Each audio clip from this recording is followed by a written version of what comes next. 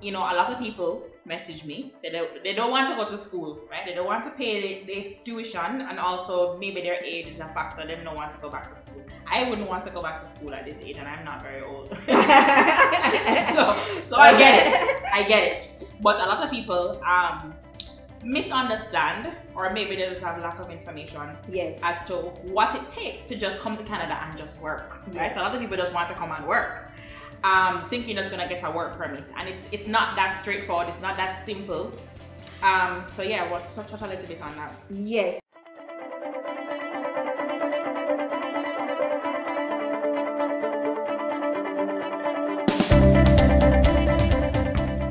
So I think when it comes on to that, a lot of, because even from our home country, Jamaica, the US is a big market for work programs. Yes. Right? Yeah. To be honest with you, the biggest work program in Canada is farm work. Right? So it varies wide and far compared to the US, right? Yeah. That's where they may have gotten it from, right? Yes. Right. A lot of people, a lot of people, because they're so used to, there are many Jamaicans who travel back and forth the US on those work programs. Yes. Back in the days, Canada used to have a few hospitality programs, but those have kind of died down, especially since COVID. Yeah. Right? What is happening is that it's not impossible, but if you're looking towards coming to Canada to work, there are a number of things that has to be considered. Yeah.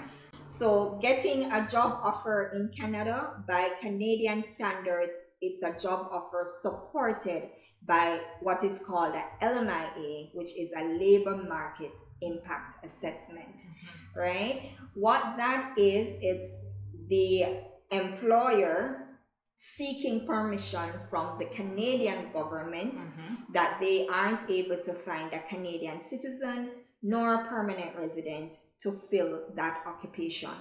Hence, can I get a foreign worker to fill this position? Yeah. Now, there are some strategies to go forward with the employer. The employer has to meet certain requirements. And if they do meet that requirement, then they go ahead and they apply for that labor market impact assessment. If they are successful in gaining a positive one, then the applicant is more than eligible to apply for a work permit at that point. But it does take some time. It can take up to 12 months or more for the entire process to actually go through. That a lot of employers shy away from that because they say, if I have to wait a year for a foreign worker to come, why bother? Why bother? Yeah. Right? So that's, as I said, it's not impossible, but that's where the downfall is when you think of coming to Canada to work. And not only is it probably a long process, but if you think about the fact of how many people are in Canada already. Yes. There's tons of people in Canada, there's tons of people in Toronto looking for jobs. Yes. And so for an employer to say to the government, I can't find anybody, it has to be like a specialized thing, area. Or a job that nobody wants to do. Yes. And sad to say, majority of the time, the LMIAs are for those kind of positions. Yeah. It's not, unless, you're working for, and this is another story entirely, you're working for an organization that has an entity here in Canada, and they're willing to transfer you from that entity to this entity. Now, we call that intercompany transfer. Yeah. Then they don't need to apply for an LMIE in that regards, right? Yes. So in that case, it's much easier. But if you're looking to do it from scratch, unless, as Christina has said, it's those specialized areas, majority of the time, you'll find it very difficult in getting those job offers. Yeah. LMIA was actually my first option that I was trying when I just started. I tried that too. You remember I said many options? Because we're like, how do you prove that there's nobody in Canada? Yeah. And not only do you, to prove that, the employer has to create a job ad. Yes. Has to get applicants, vet all the applicants, and note why each one of them does not qualify before they even get to you to say, all right, this foreigner now we need. And the employer has to meet a certain amount in revenue per year. Yes, and your salary has to be a certain amount. There's so many things that have to align. These stars have to align perfectly for this to work out for you. So, but however, there are programs that facilitate coming here to work. So like the Atlantic Immigration Program, for example, right? Yes. So that is to me, that when I think about anybody asking me to, how can I come to Canada to work? I send them to one of those programs. I don't even bother with the LMIA because unless you're a rocket scientist, right, who's been to the moon already, so you have that experience, or you're a farm worker, it's not super easy. It's not super easy. So the Atlantic Immigration Program is something that I pushed heavily in 2019 because I thought that if you can come here and work, especially for people who don't have the tuition to go to school, or tuition or enough money in the bank to qualify for express entry, then Atlantic Immigration Program is something that I kind of promoted, and it made sense to me.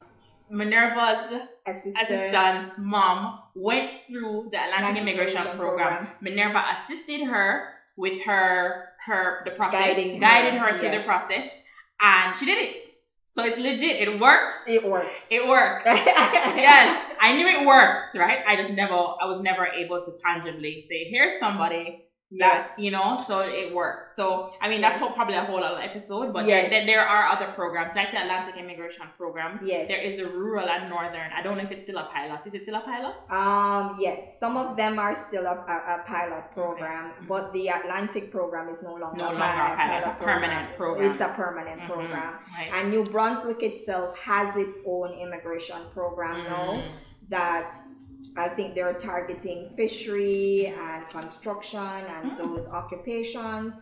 And there are 6 employers actually that is on that list. If you do get a job offer from those 6 employers or any one of those 6 employers, then you are eligible to come to Canada and work for them. Cool. Yeah. Right. For more on the Atlantic Immigration Program, I'll put it in the link below. There's a whole playlist on my channel about this program. We don't need to go into it right now.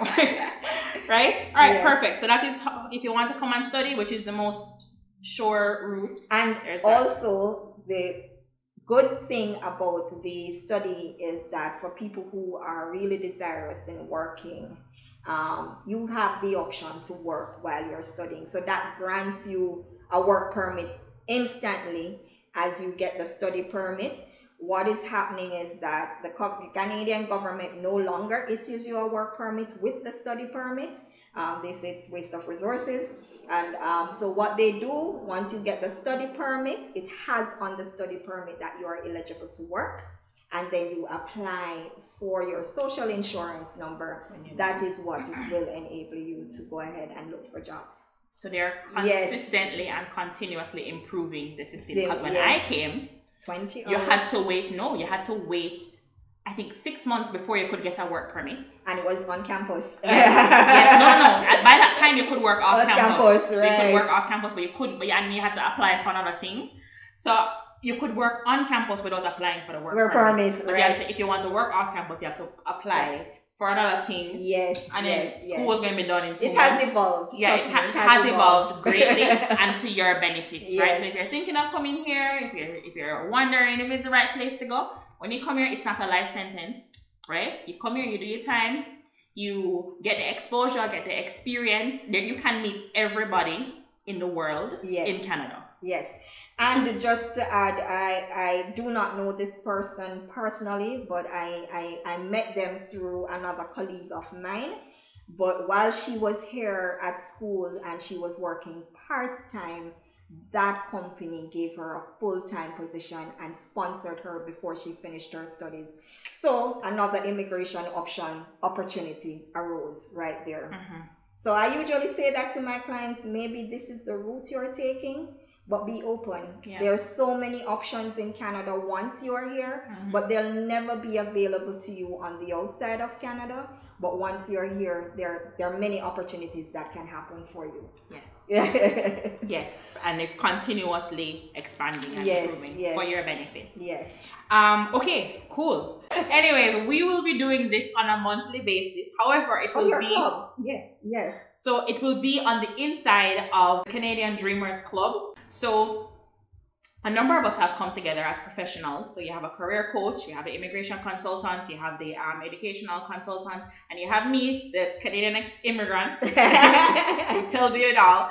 Have come together, putting together this club, which is kind of like a safe space, but also the place where you can, it's your immigration one-stop shop, right? So you come there if you're brand new, right? So we have different categories for the different kind of people. So you're either an explorer, who is the person who you're just in your country, you kind of want to come to Canada, you don't have it figured out, you're just looking for information. So we have information for the explorer. Yes. We have information for the movers or the initiative takers. So these are people who are, maybe they have a study, their study permits, or maybe they have their school acceptance letter. Something is in work, right? And they're on their way here.